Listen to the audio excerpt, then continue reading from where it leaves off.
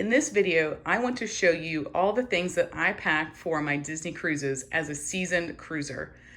These are in no particular order, but let's just kind of go through them. First for me is always going to be passports and luggage tags. It's very important that if you are flying into your cruise to not put your luggage tags on until you arrive at your destination. This could confuse the airlines and they could get ripped off, so you definitely don't want that. You can always get new ones at the cruise terminal from the porters, but it's nice to have those on your own and just keep them in their nice little envelope that they send you and protected and ready to go. Next, personally for me, is I always travel with my own sweetener because I prefer stevia, and a lot of places do not offer just plain stevia. On Disney cruise ships, they do have a lot of other alternative sweeteners besides sugar, but not stevia, so I prefer to bring my own. I also loved having collagen in my tea every morning, so I bring that. And also, most importantly, is electrolytes. When you're on vacation, especially in the hot sun, you need to replenish those electrolytes because you're out there for many hours and you may be consuming some adult beverages that you're not quite used to.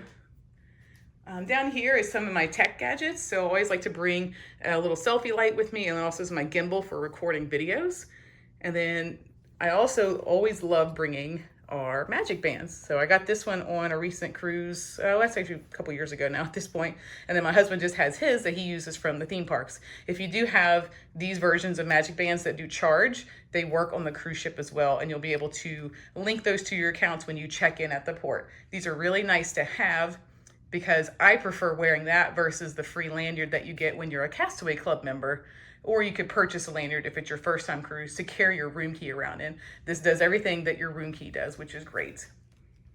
Another thing I like bringing are these magnetic hooks. The walls in cruise staterooms are magnetic, so you can put these throughout your room to give yourself some extra space to hang up things like those lanyards or hats or maybe beach cover-ups, different things, just to make more space. Because, you know, cruise ship rooms are small and these do extend some of the usability.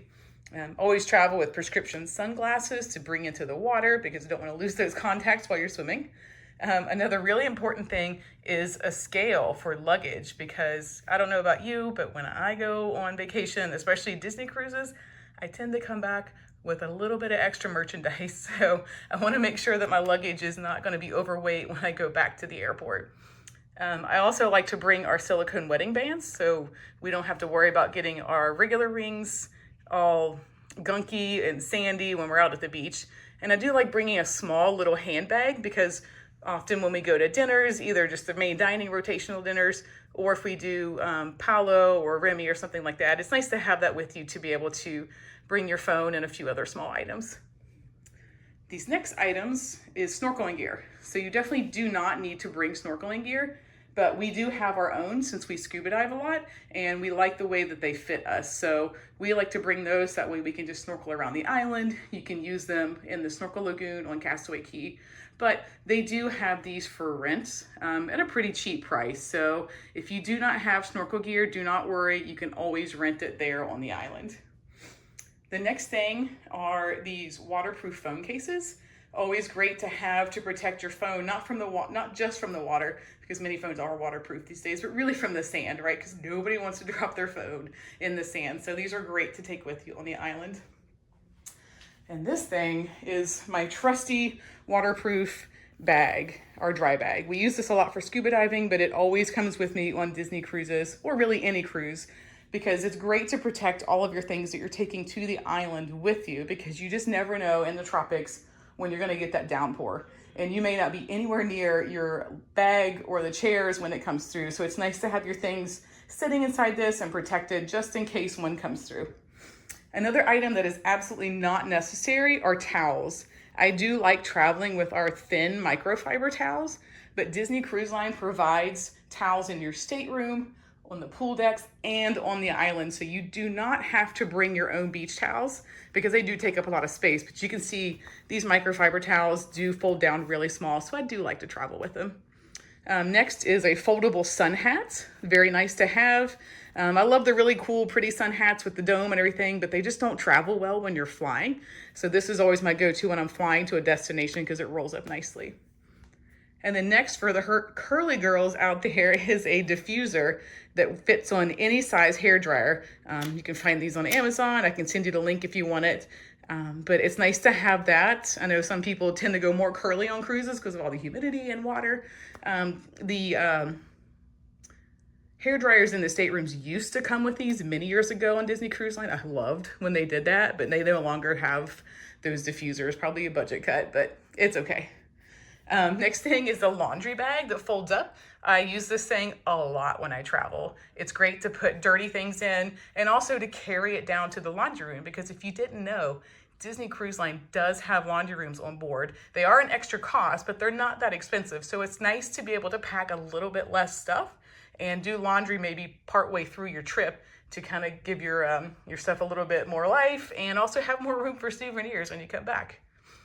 And a more recent new to me item that I've started traveling with is a portable sound machine.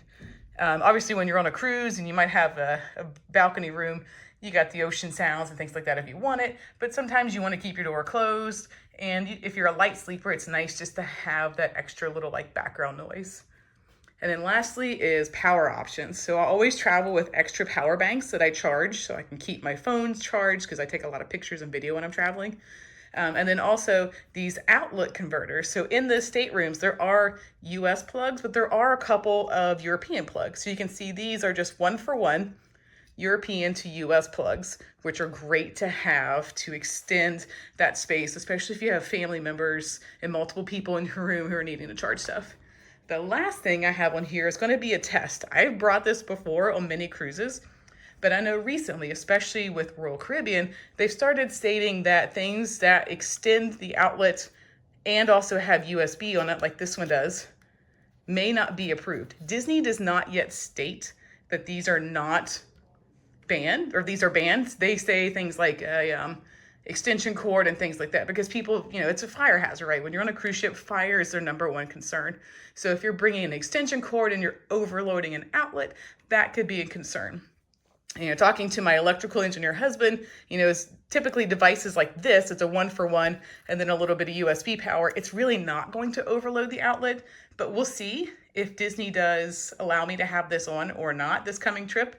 And I will report back. If they don't, what they do is they kind of tag it and they keep it on their safekeeping for while you're on the ship. And then when you get off the ship, you're able to go claim your items that they confiscated from you that are not allowed.